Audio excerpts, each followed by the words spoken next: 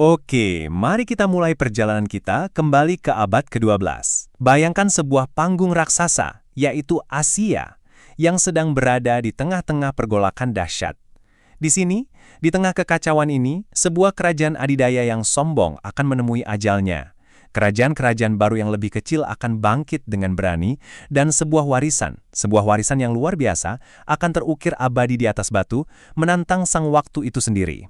Nah, uniknya cerita kita ini nggak dimulai dari gemerlap singgasana kaisar, tapi justru dari debu dan keputusasaan di jalanan.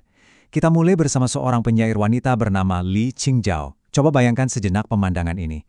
Dia dan suaminya terengah-engah mendorong gerobak reot yang isinya bukan emas atau perhiasan, tapi gulungan-gulungan manuskrip kuno. Bagi mereka, itulah harta yang sesungguhnya. Di belakang mereka, bukan cuma rumah yang terbakar, tapi seluruh dunia yang mereka kenal, seluruh peradaban mereka sedang runtuh menjadi abu.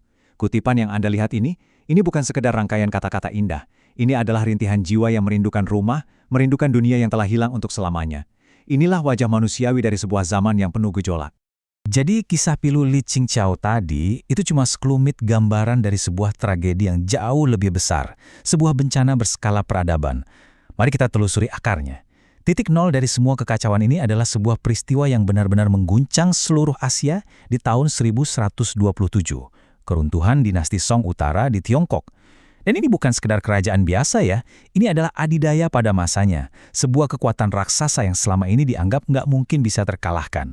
Coba deh kita lihat perbandingannya. Ini kontras yang luar biasa. Di satu sisi kita punya dinasti Song, sebuah kekaisaran yang megah, anggun, pewaris tradisi 4.000 tahun yang merasa paling berhak memerintah di bawah mandat dari langit.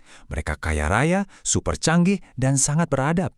Terus, di sisi lain, lihat penantang mereka, bangsa Jurchen. Siapa mereka? Mereka ini kaum nomaden dari utara yang bahkan baru 12 tahun sebelumnya berhasil menyatukan diri jadi sebuah bangsa. Tapi, jangan pernah remehkan mereka. Dengan kekuatan militer yang brutal dan ambisi yang menyala-nyala, mereka menyapu turun dari utara, menghancurkan ibu kota Kaifeng, dan melakukan sesuatu yang, tak terbayangkan. Mereka menangkap Kaisar Song. Tapi, di tengah-tengah kekacauan total itu, ada secercah harapan yang tipis. Adik dari Kaisar yang tertangkap, seorang pangeran bernama Gaozong, berhasil lolos. Dia memimpin sisa-sisa pejabat istana dalam sebuah pelarian yang kalang kabut ke arah selatan. Dalam pelarian inilah dia kemudian mendirikan apa yang kita sebut sebagai dinasti Song Selatan. Tapi jangan bayangkan istana yang megah ya. Mereka ini pemerintahan tanpa rumah, pemerintahan dalam pelarian, yang terus-menerus bergerak selalu satu langkah di depan kejaran kavaleri Jurchen yang memburu mereka tanpa kenal ampun. Kalau Anda mau tahu separah apa keputusan asaan Kaisar Gaozong yang masih muda ini, baca kutipan ini. Ini bukan lagi strategi politik, ini adalah jeritan minta tolong. Dia mengirim surat yang memilukan ini kepada para jenderal Jurchen, yang intinya bilang, tolong hentikan serangan ini dan aku akan menjadi budakmu. Bayangkan, seorang kaisar menawarkan untuk menjadikan kerajaannya negara bawahan, seorang pesuruh, cuma demi menghentikan pertumpahan darah. Ini potret seorang penguasa yang sudah kehilangan segalanya, kecuali nyawanya. Anehnya, penolakan Jurchen atas tawaran itu justru menjadi berkah tersembunyi bagi Song. Kegagalan diplomasi ini memaksa mereka untuk berjuang, dan dari sinilah dimulai sebuah kisah perlawanan yang luar biasa, di mana sebuah dinasti yang sudah di ujung tanduk justru menemukan cara baru yang brilian untuk bertahan hidup. Nah, ini kan jadi pertanyaan besar ya, gimana caranya coba? Bagaimana mungkin sebuah dinasti yang sudah hancur lebur, nggak punya ibu kota, kaisarnya ditawan, separuh wilayahnya hilang, bisa berharap melawan pasukan darat paling ganas di Asia pada waktu itu? Secara logika, mereka seharusnya sudah tamat riwayatnya sejak lama. Jawabannya ada pada 3 langkah strategis yang sangat cerdik. Pertama, mereka memakai geografi sebagai senjata. Kavaleri Jurchen yang tadinya nggak terkalahkan di dataran utara yang luas, sekarang malah kayak macan ompong di wilayah selatan yang penuh sungai, rawa, dan kanal.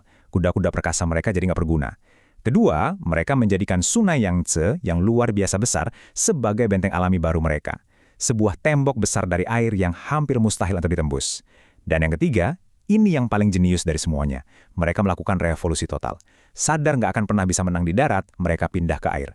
Mereka membangun angkatan laut permanen pertama di dunia yang dikelola negara untuk menguasai setiap jengkal sungai dan garis pantai. Akhirnya, setelah 1 dekade perang yang brutal dan melelahkan, kedua belah pihak sama-sama capek.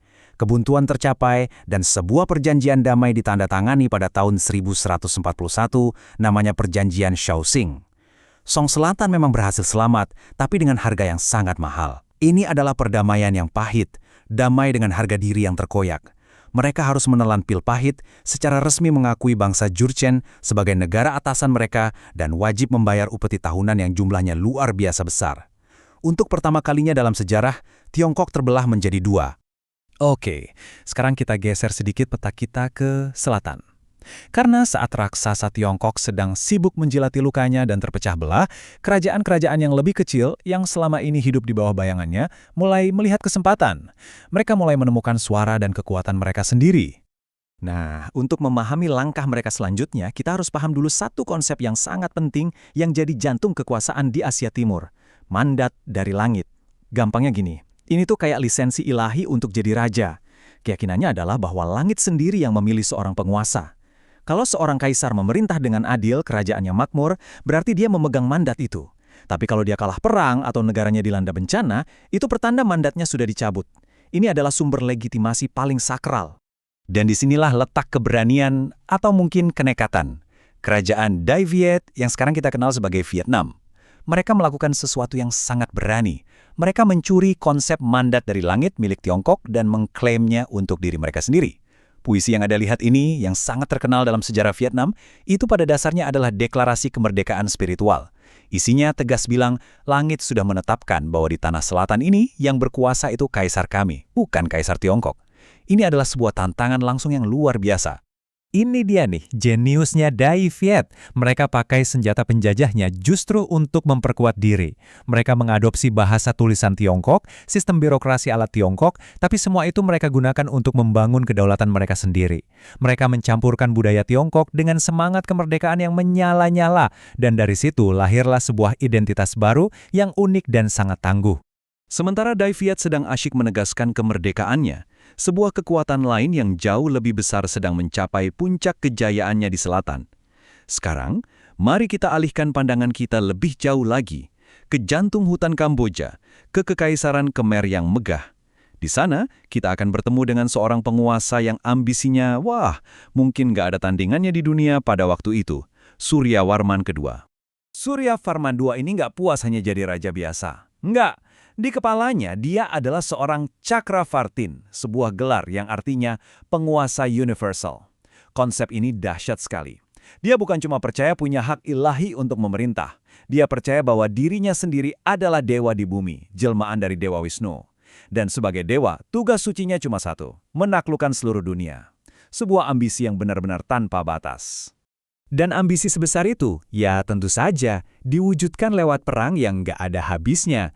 Sepanjang masa pemerintahannya, dia terus-terusan menyerang tetangga-tetangganya, terutama Dai Viet dan Champa. Tapi, kenyataannya, ambisi dan realitas seringkali gak sejalan. Sebagian besar invasinya berakhir dengan kegagalan, dan itu menguras habis sumber daya kerajaannya tanpa hasil yang sepadan. Jadi, di medan perang, ambisi Suryavarman bisa dibilang gagal. Kemenangannya hanya sesaat dan harganya mahal. Tapi, sementara tangan kanannya sibuk mengayunkan pedang, tangan kirinya ternyata lagi membangun sesuatu yang kelak akan membuat namanya abadi. Sesuatu yang akan jauh melampaui kerajaannya yang fana dan menjadi warisan sejatinya bagi seluruh umat manusia. Untuk bisa memahami mahakaryanya, kita harus paham dulu panggungnya. Ibu kotanya Angkor. Ini bukan kota biasa loh. Ini adalah sebuah kota metropolis pra-industri terbesar yang pernah ada dalam sejarah manusia, terhampar luas di tengah hutan belantara. Pada abad ke-12, serius, nggak ada satupun kota lain di planet ini yang bisa menandingi ukuran dan kecanggihannya. Biar kebayang gedenya seberapa? Luas total kompleks perkotaannya mencapai sekitar 320 km persegi. Sebagai perbandingan, itu setara dengan 5 kali lipat luas Pulau Manhattan di New York zaman sekarang. Ini bukan lagi kota. Ini adalah sebuah wilayah urban raksasa yang menyatu dengan alam.